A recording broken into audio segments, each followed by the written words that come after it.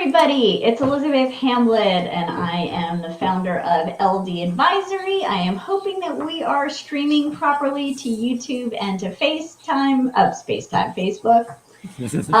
But those of you who have seen my previous broadcast know you can probably count on a technical glitch at some point. So thank you for joining us. I have some wonderful friends and colleagues who have agreed to give us their time and their expertise tonight. So please put your questions in the chat and I will try to make sure that I can see them. We never know really what's going to go on here for me, but I'm going to do my best. So I'd love to introduce to you everybody who agreed to be here tonight and help us out. Since she is to my right, at least as I view the screen, let me introduce Lori DeGalbo. Thank you. Good evening, everyone. It is wonderful to be here with you. I'm Lori DeGalbo. Quick and dirty description of me. For tonight, I'm going to be the person who's talking to you most around the issues that young adults have going to college and any kind of post-secondary experience from the perspective of psychological or mental health issues. My background is that I have worked as a clinician in rehabilitation for all disabilities for well over 35 years.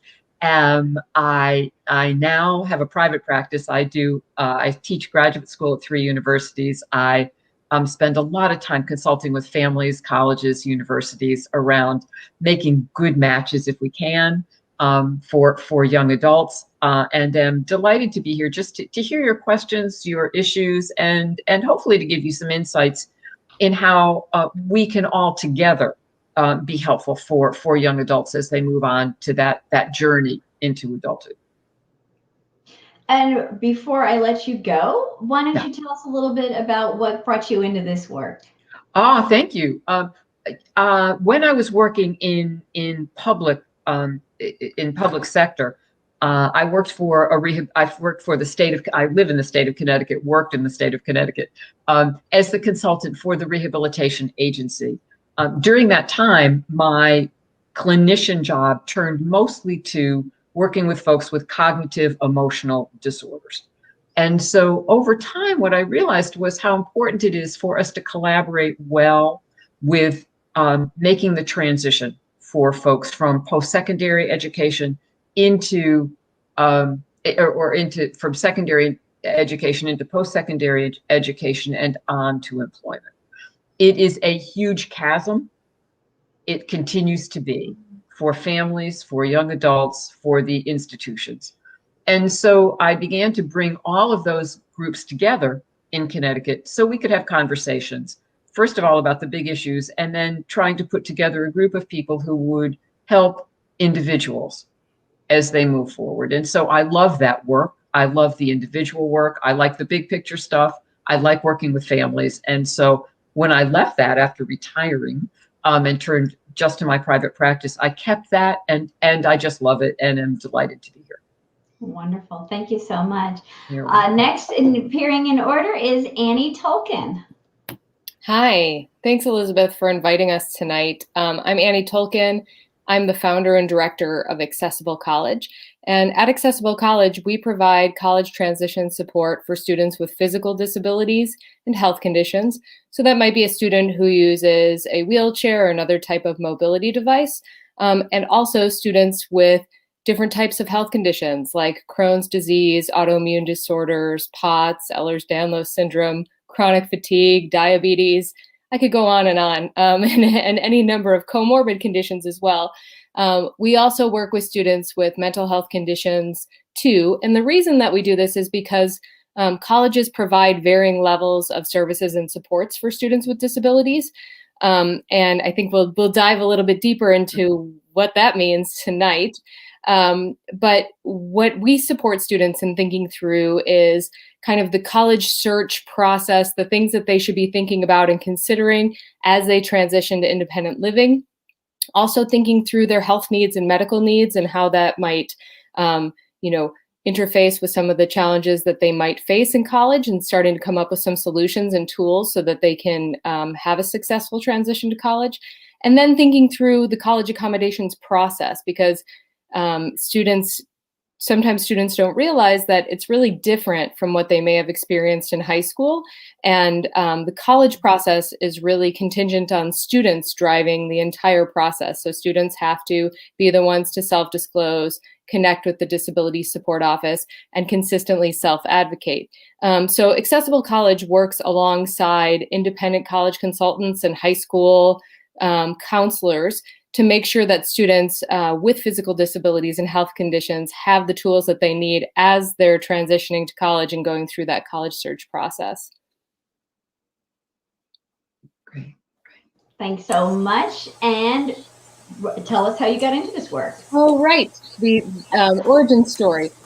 So I have worked in the field of disability for over 10 years, probably 15 years now.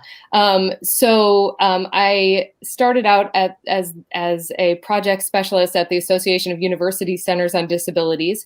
And after that, I spent 6 years as the associate director at the Academic Resource Center at Georgetown University, which is Georgetown's Disability Support Office. And there I worked predominantly with students with physical disabilities and health conditions.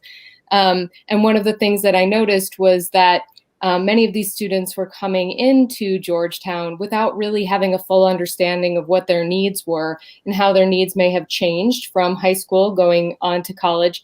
And also they didn't really understand what types of accommodations they could request, how to self-advocate, the things that they might need now that they were living away from mom and dad.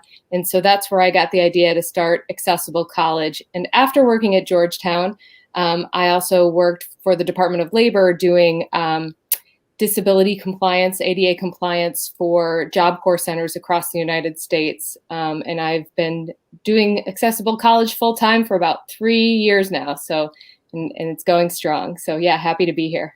Wonderful. Thank you so much. Eric.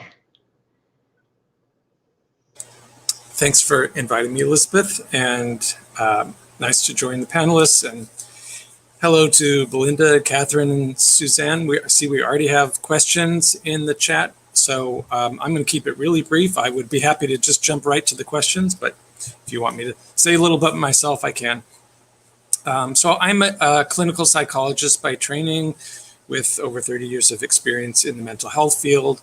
I've also been a instructor at the college level, so I have worked with students from that standpoint and worked with students as a therapist. And I'm also a professional writer. And I discovered as a therapist, some of my teen students went off to college and did not thrive.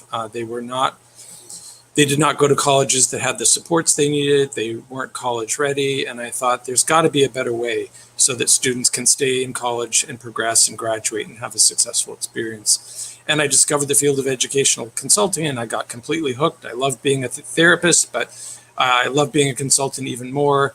It allows me to combine all the things that I enjoy, including, helping students with their essays.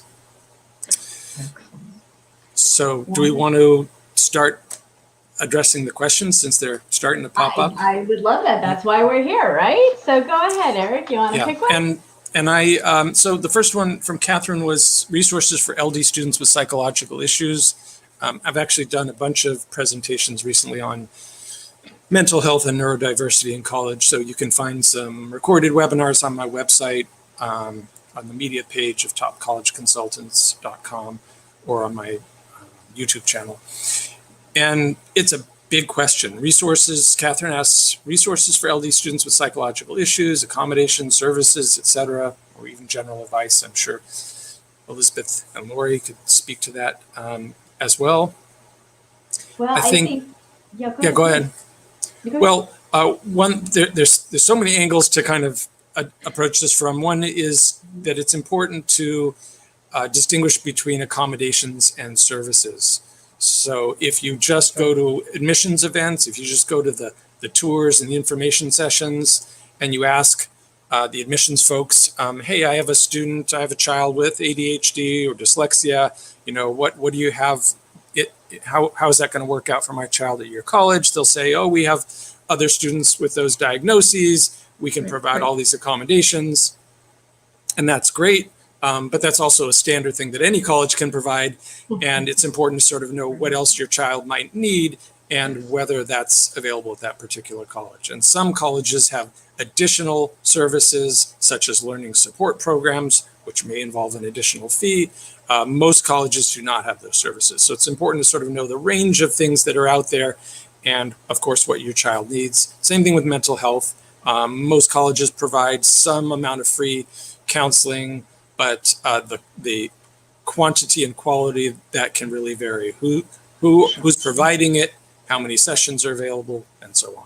How long they'll let it go on to. Lori, you want to speak? Absolutely. I mean, the LD stuff I can talk about, but I think, that the accommodations for mental health, I think, are harder to even find information about. Many of the sites you'll see, including mine, focus on learning disabilities. So please.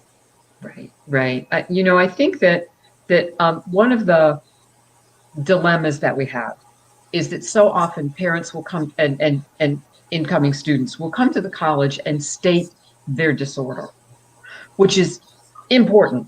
But what is more important is the functional issues that occur as a result of that. What are the things you might struggle with in the classroom, in the residences, and on the campus in general?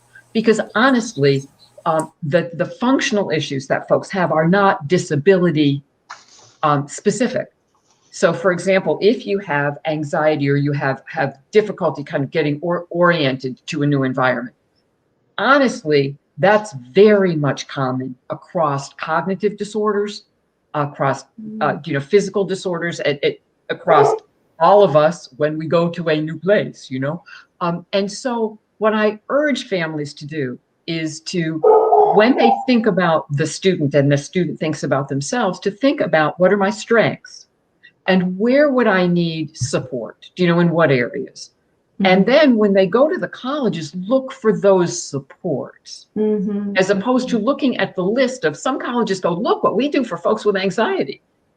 I don't know, maybe that's helpful. Maybe it's not. I don't know. Yeah. But what I do know is what I need if I'm a student or what the family mm-hmm. has a really good handle on it, and the school systems prior.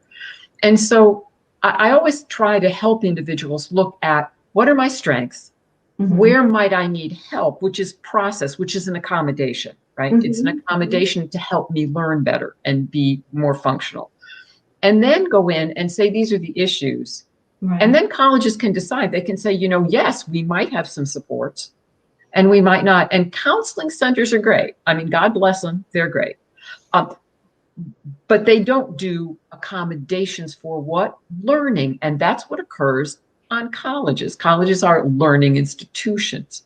Right. And so, if you think in that way, as opposed to needing to go and announce a disorder, mm-hmm. I think first, it's very good just to kind of do that kind of research. And folks like Eric, and Annie and I, and other people in the field can certainly help you sort that out. But it's a different perspective. And I like that perspective very, very much. It makes your family member feel more competent and more valued. So Annie, I'm sorry, I didn't mean to cut you off, Laura. I'm sorry, no. No, not at all. I mean, so what I'm thinking about, from a practical standpoint, and Catherine, you can see on my blog interviews with college disability services directors about the accommodations that they commonly approve, the ones that they don't commonly approve also. And Catherine, your name is familiar to me. I can't remember. I know it. I don't remember if you're in my Facebook group, but if you're not, you can join there. There are some posts that I have put up that where university disability services sites list a bunch of available accommodations. And actually, really to Lori's point, and I think it's such a good one. And I have a video on, if you're watching me on YouTube, there's a video on whether students, what kinds of accommodations students get for a certain kind of disability. Spoiler alert, very often it goes back to what Lori said, which is, so the accommodations are often very common across different kinds of disabilities based on the impact. How does it affect test taking? And, if you're going to live in dormitories, how does it affect you in the dorm? Things like that. And so That's why it's kind of a hard question to answer. What is the functional impact? And remember, a disability by definition in federal law has to be a substantial limitation in an area of functioning. So to go back to Annie, because sometimes my working memory still works, and I remember I started to ask you a question.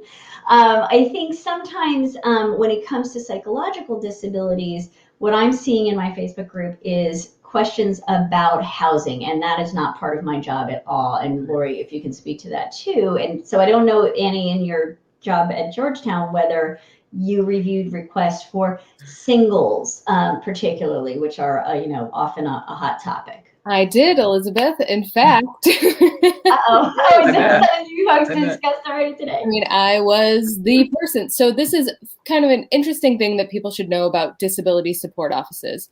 They come in all shapes and sizes, right?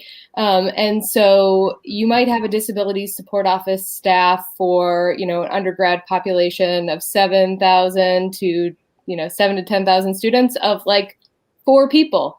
And so those people might be wearing many, many hats and have extra large caseloads of students. And so kind of pivoting, one of the things that I was going to suggest after Lori spoke and based on your question was that not only should you be looking at the students, like the types of functional limitations and figuring out the types of accommodations that they might need, but looking at it holistically, right? So housing is a piece of that. It might also have components too. Most of the students I work with have comorbid or coexisting conditions. So there might also be needs in the dining hall if your student has celiac or food allergies. There could also be, other conditions that they have, Crohn's, colitis. Some of these things tend to kind of coincide with also having anxiety disorders or depression, because we know that people who have chronic illnesses have higher prevalence of also having anxiety or depression. So the housing request piece is an interesting one. Each university, each college will have their own housing accommodation process, much like they'll have their own accommodations request process. So what does that mean, right? So functionally, that means that for the most part, you will have to request housing accommodations separately from academic accommodations. It might go through the disability support office, but what usually happens is the disability support office works with the housing office to evaluate that request. And then they figure out, does it meet the criteria and do they have enough single rooms? A lot of this is also just based on inventory because they have a finite amount of space, and then they have to figure out, based on all of these students who are applying for a certain type of room for whatever disability or health condition, who has the greatest need for it. So space and availability is a big piece of this puzzle as well. And also timeline. There's usually a specific timeline to request a housing accommodation. For most incoming freshmen, it's usually like right at the end of May or sometime in early June to submit your documentation and your request. And so there's kind of those 2 different pieces. And different universities evaluate things in different ways. So a student, for example, who has a mental health condition, let's say they have, bipolar disorder, and their healthcare provider thinks that they might need to have a single room for rest and recovery or for other treatment needs or purposes, that would have to be documented in their documentation. And then, they may or may not be approved for that single room based on that documentation. The university might offer, for example, something like fewer roommates as opposed to having, 4 people that they're living with. Maybe they just have 1 other person. And some of that is just based on not having enough rooms. So you really have to, if that's a thing that you're interested in, as you're doing your research and looking at schools, ask about that policy, ask about that process. And the same thing goes for, any type of condition or challenge that a student might have. Do your research. A lot of this stuff is actually available on the Disability Support Office websites. So you don't have to dig for it, What you do have to figure out is what the Disability Support Office is called. And it might be called, Academic Services. It could be Office of Disability Services. It could be Disability Support Services, Accessibility Services. So usually, if you just search disability on the main website, it'll pop up in the search results. But that's really important to do your research, to know what the specific process is at that university before you commit or decide to something, so that at least you have an understanding of what you're going to have to do in order to go through that process to request accommodations. Can I just add Eric, you go ahead. Then I was just going to add something too, and welcome, Adrian. I forgot to mention earlier when I introduced myself that I was asked to come on to talk about autism, but since I love all things college related, I'm probably going to butt in on every topic. So Annie was talking about housing, and one thing, as I think you could tell from what she was saying, housing's different from like extra time on tests, because extra time on tests is not like a limited commodity, whereas housing is finite. Right. So if you're entitled to extra time on tests, you're probably going to get it. If you feel that you're entitled to single housing, you may or may not get it. And in my role working with students on the spectrum, I have reached out to a number of disability services offices about this very question, because as parents often say, my child needs a single room. And everyone that I spoke to said, yes, we do make that available if it's documented medically, depending on availability. There's always that caveat. So if you're in an urban area where there's a shortage of housing, you can't take it for granted. Right. Well, that kind of goes back to what I was going to say too, Eric. You're absolutely right. And just so one of the things that's difficult as we move from public school to post-secondary is that the colleges are in no way required under law to provide the request you ask for or the accommodation you ask for your child. Or what they are under the law required to do is to give an accommodation that meets the functional deficit of your child. So that if you come in and say, I want, because it's reasonable and important for you, a single room for my child, and the reason that the clinician has said in the report to the college is that individual will need to have quiet space, or I don't know what it is, but whatever it is, and the college can provide it in a different way than single room. They will offer that to you, and they are totally in their right to do that. And the reason it's so important for you to understand that is that may help you to decide which colleges you want to go to or apply for. And so what happens sometimes is if parents don't understand that, they will fight the university as opposed to saying, oh my gosh, I understand that, but then this isn't where my child should go. Do you know what I mean? I want to look at other colleges instead. And so, I think that's important to know. And it's something that's very different from K-12. Very different. Can I just jump in for one second? Just a quick illustration. So if somebody was to request a single room because of, and the documentation indicated that the student needed it for quiet study space, right? So the university might look at that and say, okay, well, we can provide you a quiet study room in the library. That is, that can be your space, or any student can request and reserve a quiet study space in the library. So that would meet your need. So, then we're not giving you, dog just entered. So we're not giving you. Not a technical glitch this time, a canine glitch. No, you wanted to come in and say hi to everybody. Understandable. But that's kind of that is a perfect illustration of like a one-to-one thing where someone might say, we're not going to provide that. We can provide this instead. Or a note taker is another good one that comes up a lot. A lot of schools now have like a note-taking system. They use a assistive technology as opposed to having a physical note taker. And so providing a similar or parallel or comparable accommodation is quote unquote reasonable under the Americans with Disabilities Act, which is different from IDEA, the Individuals with Disabilities Education Act, which is what students were used to in K through 12. Right. Thanks, And- Annie. Great example. Yeah, and also let me just take a moment for those who don't know my work to say, just to be entirely clear, and I think a lot more people know that IEPs do not transfer or travel to college once students graduate from high school. They are no longer legally valid. There's a lot of confusion about Section 504 and 504 plans. They also expire when students graduate from high school. And so in a moment in the chat, I will put a link to a piece I have written on my site about this. But what it really means is that students, where I think there's some understandable confusion, is there are colleges that will accept these documents as a form of documentation.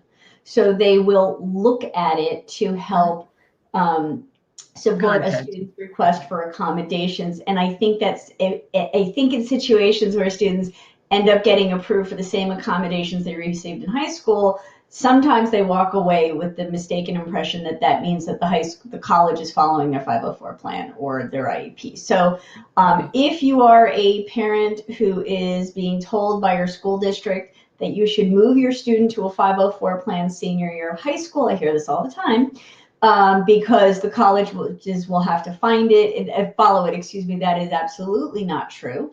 And if you are working at a school district that is doing that, please read the post on my site, or better yet, even read my book, because that is not something anybody should be doing based on this misunderstanding.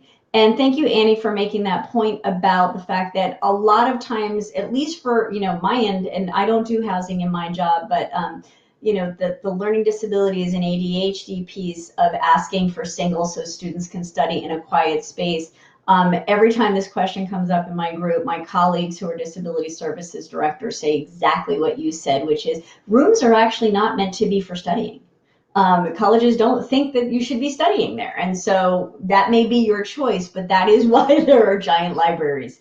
And maybe you could get access to that. Lori, I want to just ask you a quick question about, we're talking about mental health services. What can you tell folks about what students with mental health issues could expect from a campus counseling center or not? Okay. It depends on the university, obviously. Sure. Yeah. I think a good way to sort of frame that is that colleges and universities are not medical institutions. Their job is education. In addition to that, they have added on counseling centers.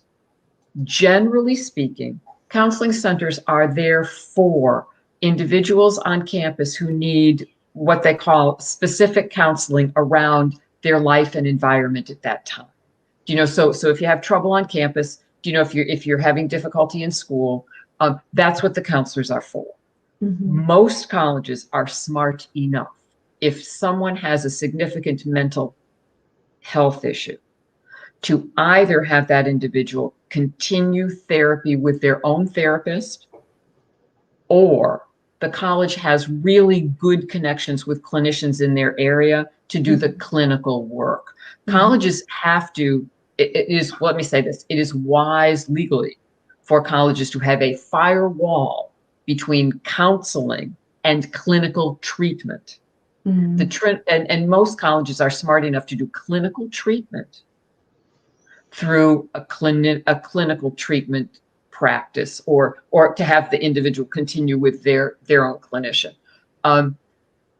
What's occurred over time, of course, is that the college counseling centers want to be helpful, and so have in many ways spread the line of the difference between those. Mm-hmm. It's gotten kind of murky.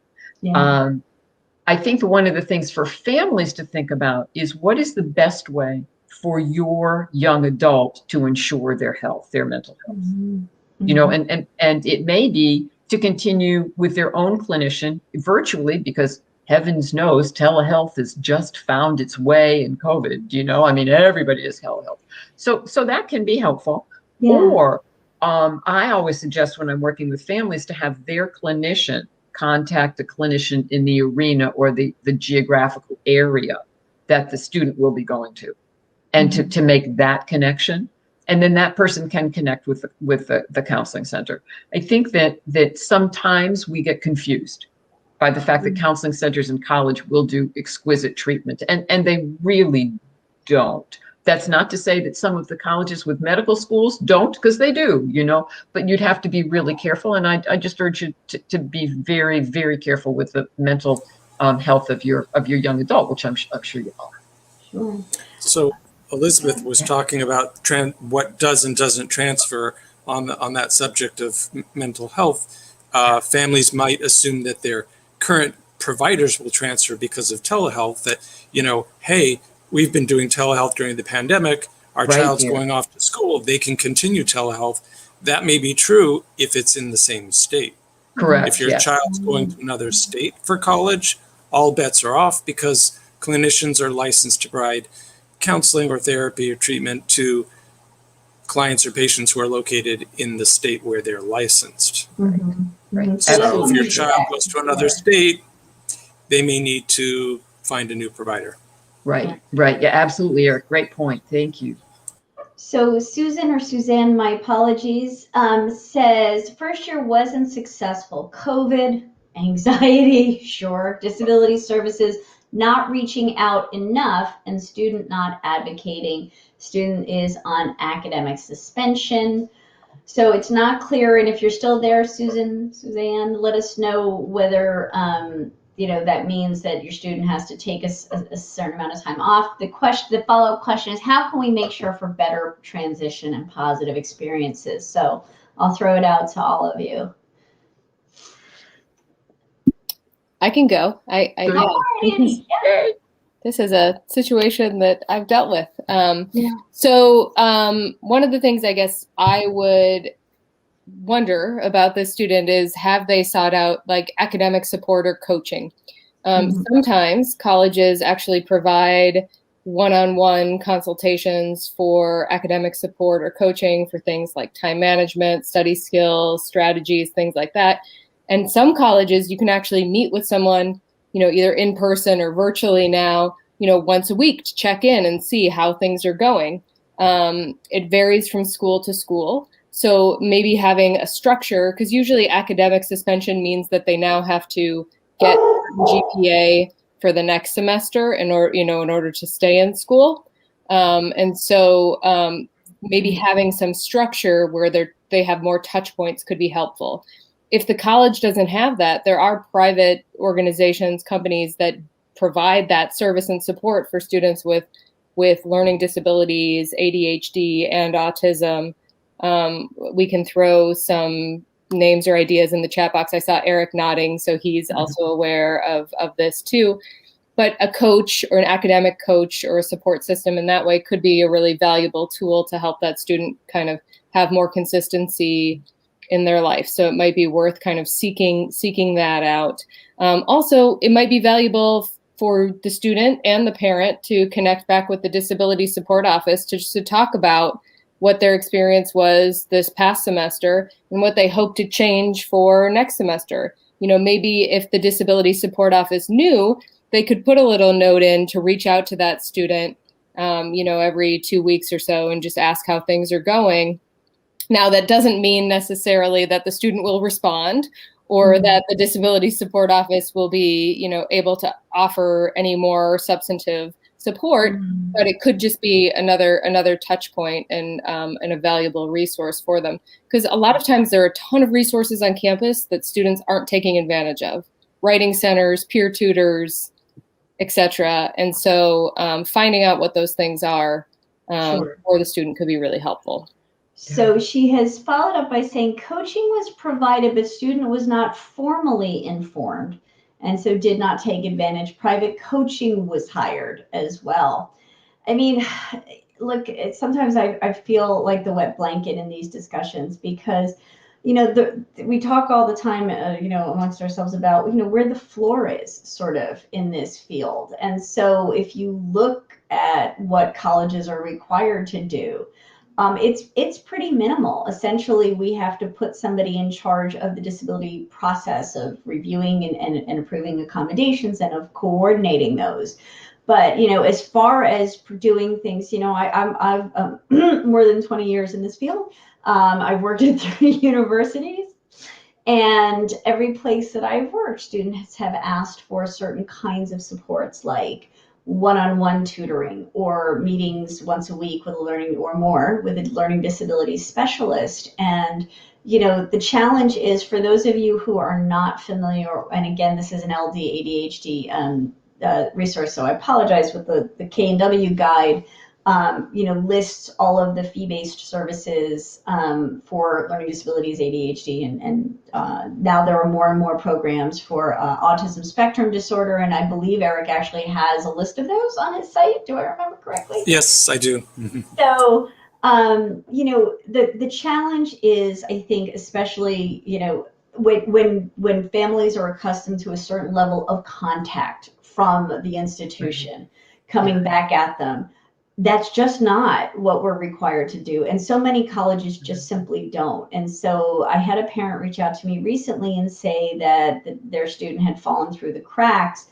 But part of that message was that the student had received emails saying that he was failing his classes. That is the contact level. That is it. And so, it is not disability. Disability services generally has no idea how your student is doing. Whether they are showing up to classes, whether they are going for tutoring, it is not the same level. It's not. In fact, I have a whole post on the difference in the vocabulary between college and high school. Not everywhere, but where I work, the people who interact with students around their accommodations are called coordinators. They're not called case managers. And really, at the high school level, college level, they don't case manage. Oh, no, they are just there to, facilitate the delivery of accommodations. And so, we could jump into this question, and I'm not really sure, that this answers the question, but I think, one of the things we can talk about is, how do we prepare students for this transition? Because it's such a huge difference. But I just want to say, to clarify, so we're going to hold that question for now, but let me just finish Suzanne's. Disability center didn't fall through and the student fell. The only thing I can say is, if disability services fail to do something that they said they would do, the student should file a grievance. But, it would have to be very clear what they said they would do that they didn't. So, for instance, if you were supposed to get extended time for your papers, I'm sorry, what is wrong with me tonight? Sorry, I don't usually work this late. Extended time for exams, and that didn't happen, that would be a reason for a grievance. But not keeping up with how students are doing, not reaching out to students to let them know they're not doing well, is generally not something they're supposed to do. If a student's in a fee-based program where that is part of the program, then perhaps. But other than that, I don't see. And it's a student gave permission to contact parents, but the challenge is, folks, that generally we don't do that. It is not our job at Disability Services to know how our students are doing. And so students, if part of the readiness for college is the ability to keep up with messages if you're getting them, to know how you're doing, check the portal. And I recognize, because students complain about this, not all professors get their stuff graded. And sometimes even students who are trying to check on their own progress can't find out what their grades are. Because professors haven't loaded their grades to the course management system. So it is by no means a perfect system, and I don't want to put it all on students, but the expectation for what College Disability Services offices are going to do should be really, really clear. And Eric, just a really quick question. Telehealth is a moving target. Oh, sorry. So Eric's answering. I was responding. Yeah, I was responding. Yeah, sorry. Okay. I don't multitask well. We do have a great, how frequently do we see students with disabilities start college part-time? Do you see them being successful in getting a degree? That's a great question. Anybody, go for it. Go ahead, Annie, you go start. I was just going to say that the mom kind of pointed out one of the challenges that often comes to pass is that it can impact financial aid if you're a part-time student status, and sometimes that is the challenge for that student. But yeah, I mean, people do that. People also, may choose to start at a community college and transfer to a four-year institution. I mean, there are many paths, right?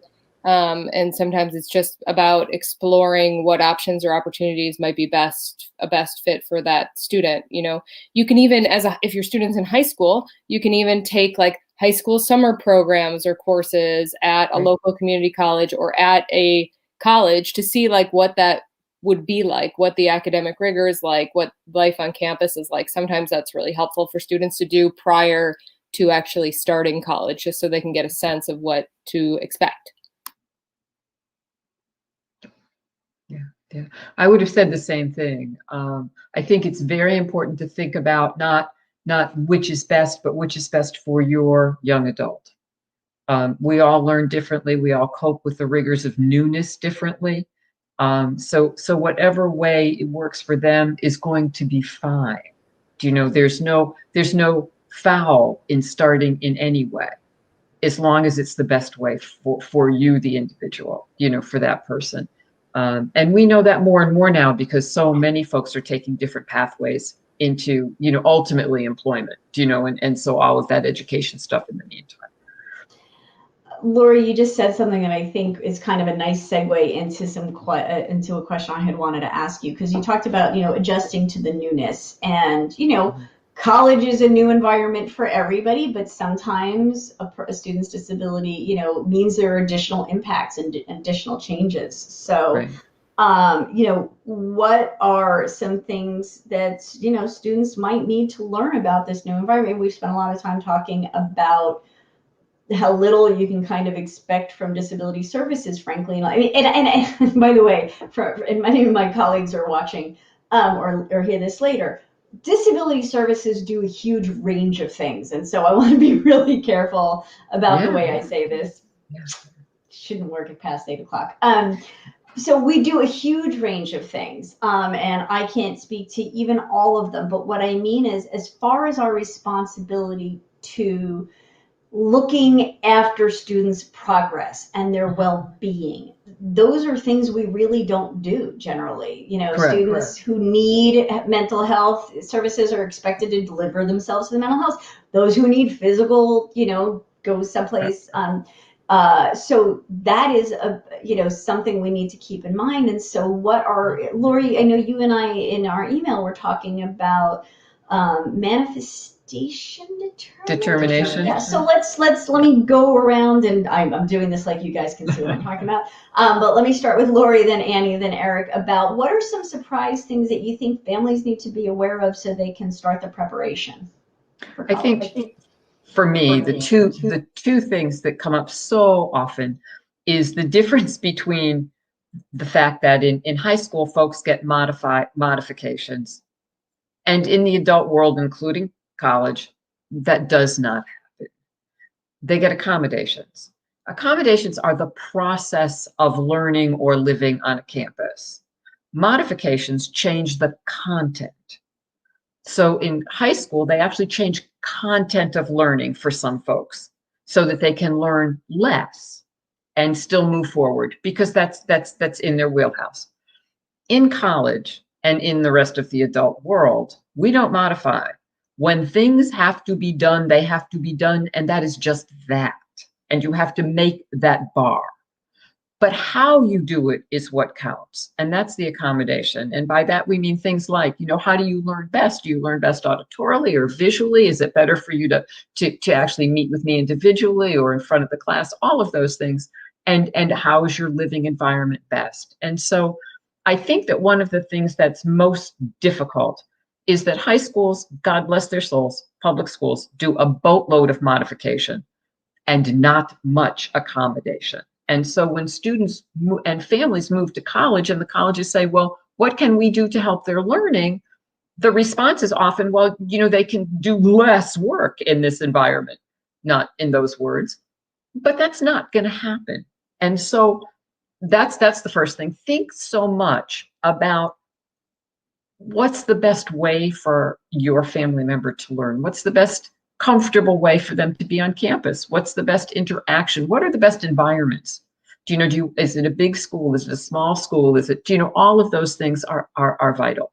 The second thing, especially for folks, as Eric, I'm sure knows, and Annie too, for that matter, is for folks with mental health issues and autism spectrum disorders and many of the cognitive issues, is that idea, the high school and public school law tells us that manifestation determination is the law. And what that means is that students cannot be blamed or disciplined when the behavior they exhibit in school is a result of their disorder.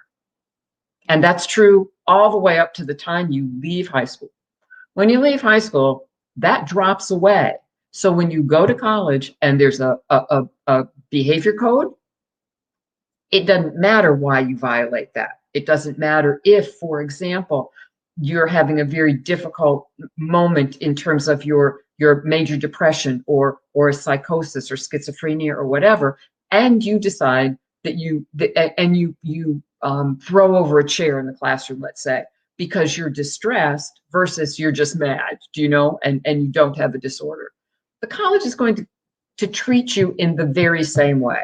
And if their policy is to ask you to leave, then you will be asked to leave, and it does not matter if you have a disorder.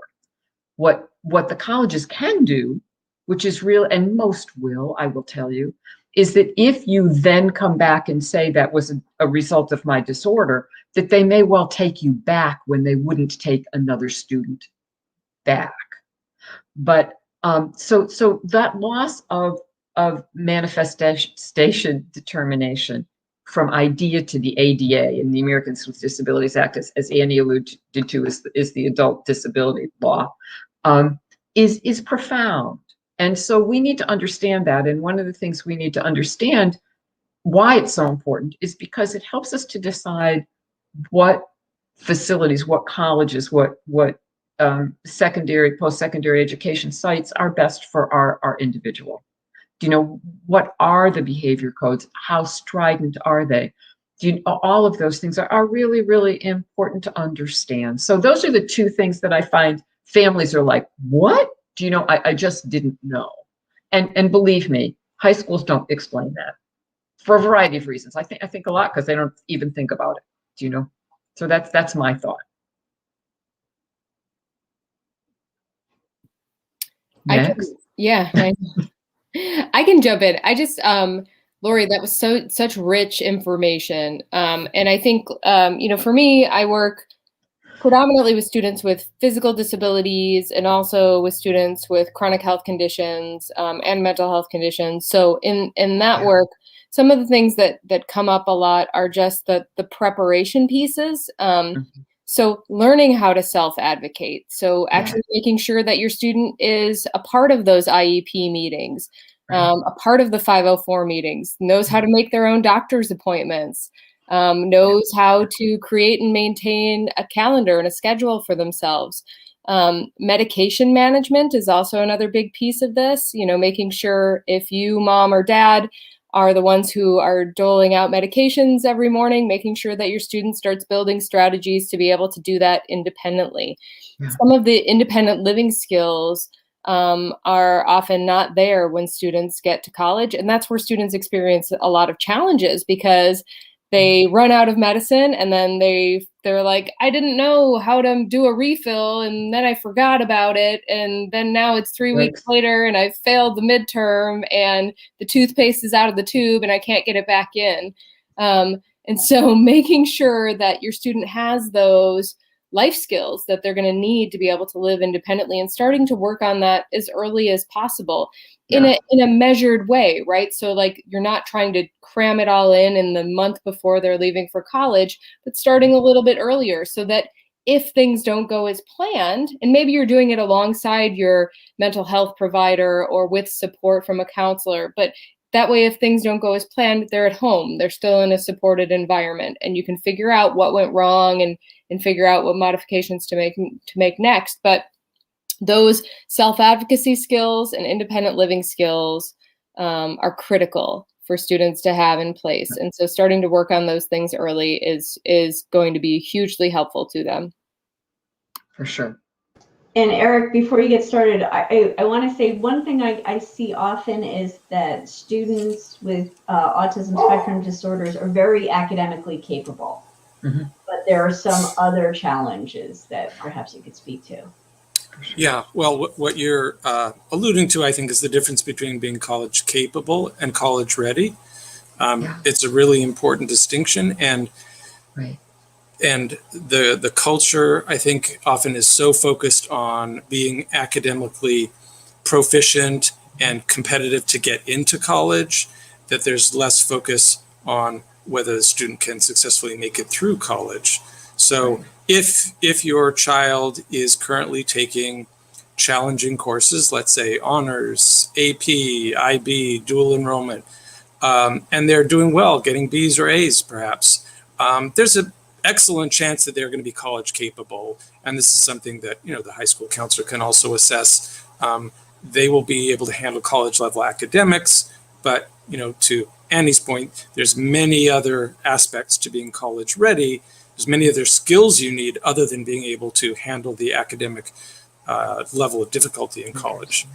And Annie mentioned self-advocacy. That's super important for students to be working on. And certainly students on the spectrum often need to work on that in high school. But even before that is self-awareness. So, you don't know, you need to know what your strengths are and what areas you need to work on. If you don't know what your blind spots are or what things you need to work on, then things can quickly go off the rails. One of the most, so I put a link there to an article I wrote on college readiness. I have some recorded webinars on it too. But one of the most succinct definitions that I like is from Jake Weld at Mansfield Hall, where he says that students need to be able to independently identify when they are struggling in any area. So that's not just in academics, that could be in mental health or physical health or socializing. They need to be able to, so the student needs to realize on their own, hey, I'm not following what the professor's saying. I'm falling behind in this class. I'm starting to get depressed. I haven't been making it down for breakfast. I'm starting to skip class more. I'm not responding to my friends' texts. Whatever that issue is that's getting off track, they need to identify that themselves, because they're not living with their parents who can then say, hey, how come you didn't come down for breakfast? Or how come you didn't, go to school today, whatever. They need to be able to independently seek out resources to address that issue, whether that's going to the college counseling center or getting a tutor to help them with class. They need to be able to persist through any difficulties. So if they, get the wrong number when they call, or nobody calls them back, or the website's not working, they need to persist to get that resource. And of course, they need to apply that, whatever they've learned. So if they meet with the tutor, great. But if they don't then take those lessons and apply them, then they're still not going to thrive. Mm-hmm. Right. I mean, when would you say that the preparation for transition needs to start? And Lori, again, let's go around. Lori, Annie. I'm a huge fan of early on. That clockwise. Well, thanks. I'm a real fan of early as possible. I think that there are two cognitive skills that everyone must have in order to move forward as a young adult. And the first is to be able to delay gratification. So even if you don't want to do it, you have to do it anyway. And you need to leave the things you love to go try to do other things. And the other is to sustain effort. Like you need to do it and continue to do it even if you hate it, because that's what the world is like. And so I think both of those start very early. I think they start in elementary school. And I think you begin to start giving the things that Annie and Eric talked about of little responsibilities along the way. It's time for you to have this responsibility and this responsibility, and maybe you need to tell mommy when your medicine is running out, and we're going to look at it every day, and you need to say that, because we don't want. I mean, as I'm sure you all have, you've seen young adults get to a point where they graduate from college, as Eric says, they're incredibly academically prepared, and there's this huge chasm for getting to be a student in a different environment. And it breaks our hearts, because these folks have so much ability and yet have not been prepared. Do I understand that? You bet I do. And the reason I say that is I work tremendously with parents of young people who have been very significantly impacted by disability. And I will tell you that I understand with all my heart that you would cheerfully give your life for that individual, your child, to never be hurt or in any kind of difficulty again forever in their lives. And so to make things a little hard for them is sometimes heart-wrenching for you, mom and dad. It's heart-wrenching. But I can tell you that heart-wrenching pays off in the end in such a profound way. As you watch that person bloom in a way that we know they can, it's so impactful. But I understand how hard it is too. I mean, I do. So that's what I have to say. So when does this preparation start? Kindergarten. There you go. But wait, everybody's a little stressed. Can we cut them a little slack? if you didn't, here's my follow-up. If you didn't get started then, if you didn't get started then, here are some things that you can do now, right? So one of the things you can do is start to identify what are those things that you are still supporting your student in doing, right? So are you still doing the medication management? Can your kid cook a meal? Does your student know how to get money out of a bank? Do they have their own ATM card? Financial management is a huge piece of this too. Starting to identify those skills. Do they know how to do laundry? Can they do laundry independently? Can they make their own schedule? Create a list of all of those areas and then start to develop plans to work on each one of those pieces in a systematic way with your student. And some of it's goal setting, right? So, I'm going to get you a pill box and you're going to fill that pill box every Sunday at 8 o'clock. We're going to set an alarm on your phone. We'll set 3 alarms. And if that doesn't work, I'm your fail safe. My alarm will go off at 10 p.m. But, then you'll lose access to something if I have to be the one to remind you. Sometimes that works. Sometimes those strategies are really helpful. But just getting those systems down and working on those systems with the student and not trying to eat the whole elephant at once, right? It is a process. You need to take small bites. And so figuring out what are those critical areas and starting to chip away at them. Yeah, excellent points, Lori and Annie. Although I agree, working on these starting early makes sense, we tend to get families approaching us when their students are already in high school or perhaps already in college. Right. And so we don't often have I don't often have the opportunity to talk to families of kindergartners and say, hey, start working on college readiness now. Plus everyone's already stressed about college as it is. But I kind of break it down to 3 periods of time. There's the high school period, which I think, Lori was talking about, kind of having the parents start to dial back, let the child struggle a little bit, whether that's, getting up or taking medication, whatever the challenge is. And, if your child's already finishing high school, there's still time between high school and college. That could be time to go to a summer college readiness program, take a gap year, go to a college readiness program. Or if you can't afford one of those wonderful but sometimes expensive college readiness programs, then you might try to create your own program for learning those skills. And there's many things that students can do during that year, like working, where they'll acquire a whole lot of skills that will be useful in college. And then finally, there's working on the skills while they're already in college. It's never too late to keep building up those skills. You know, we're all works in progress. We all have, I have a lot to learn, I'm sure. And in college, they can be accessing some of the services we talked about, whether it's mental health services or an academic coach, an executive function coach. There's always more opportunities to be building these skills. So, you know, sure, the earlier you start, the better, but start where you are now and build on them. So we're at an hour, and I want to let you folks go. And obviously, my brain, as I've shown, is probably not going to be good for much longer. So, you know, as we sign off, would you, if you can think of something, I'd like to say something positive. And I'll just, as your host here, say that I know that sometimes the information that all these experts have to share can be intimidating, and it can feel scary.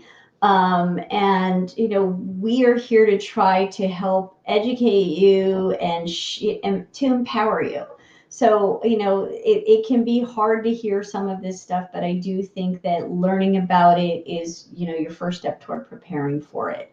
And, you know, what's so hard is when all of us have seen families where they were not aware of the kinds of changes that their students were going to face. And by the time something, you know, the way to find out your student isn't ready is not ideally when they show that they are not ready. And it's such a hard experience. And so, you know, what everybody here had to say about preparation is so important.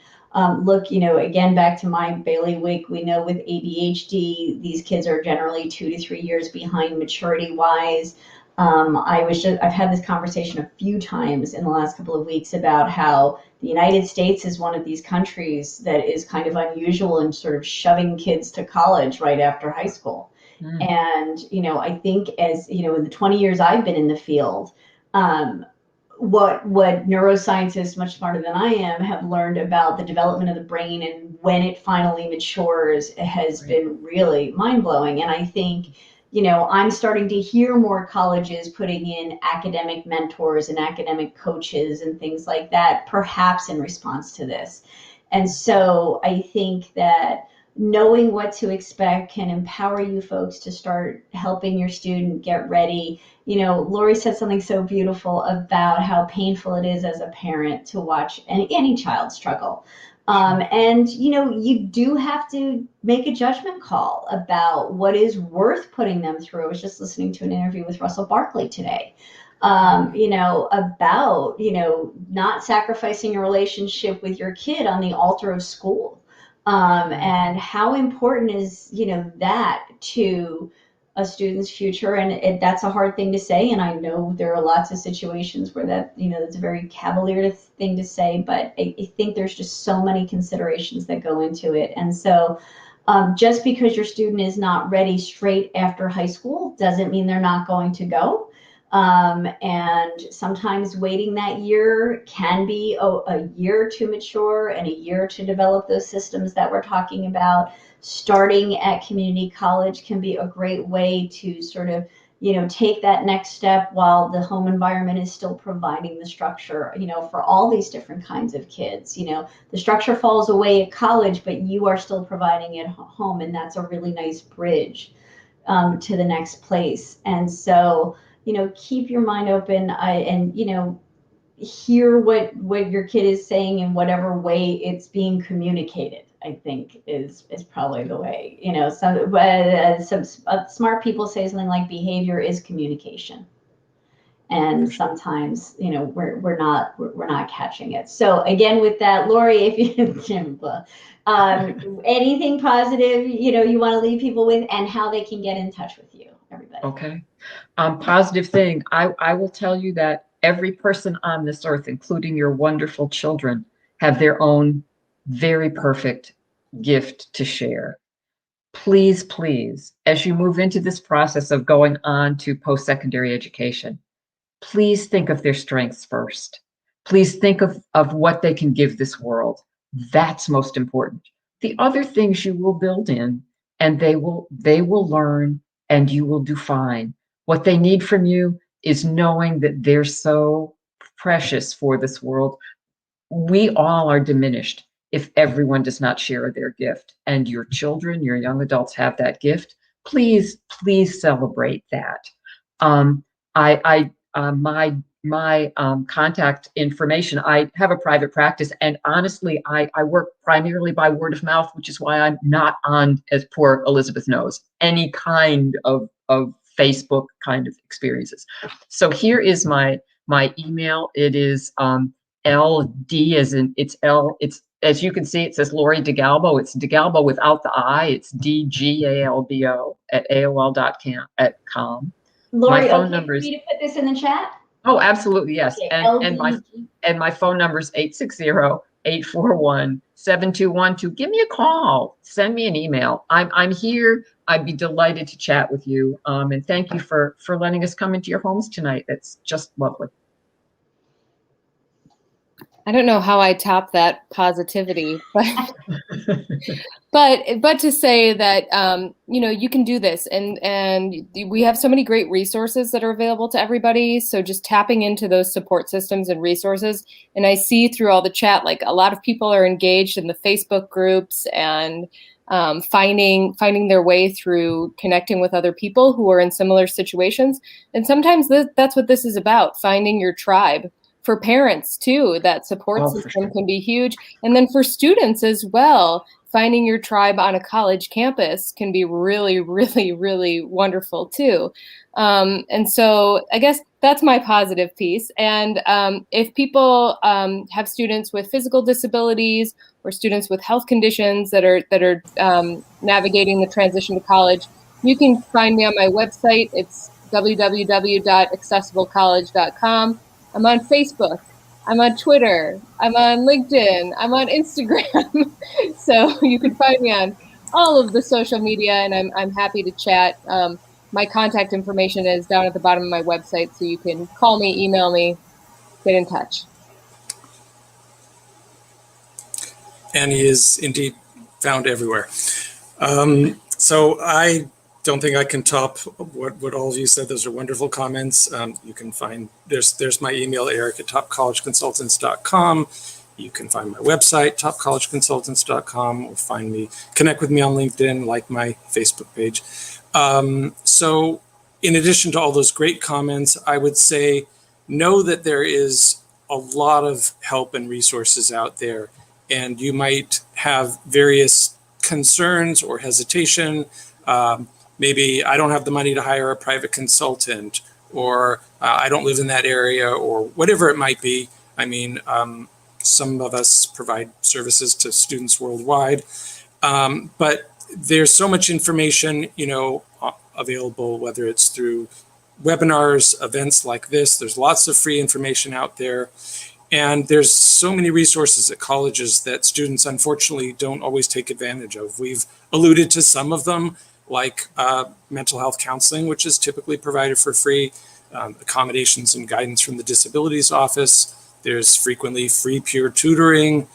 So sure, those learning support programs can be very expensive, but there's a lot of resources, career counseling at colleges that are baked into the price. So, encourage your child to explore those resources, learn about them yourself, and learn from other families. There's so much that you can learn from other families who've gone before you, whether it's, through people you know personally or on social media. Yeah. Well, thank you all so much for your time and your expertise tonight. Thanks for folks for staying tuned. We had people on the whole time. So yeah. I really appreciate your willingness to do this, and have a good night, everybody. Oh, this will be up on my Facebook and YouTube channels. If you want to share it with somebody who missed, just look for the link tomorrow. Take care. Thank you, guys. Bye-bye.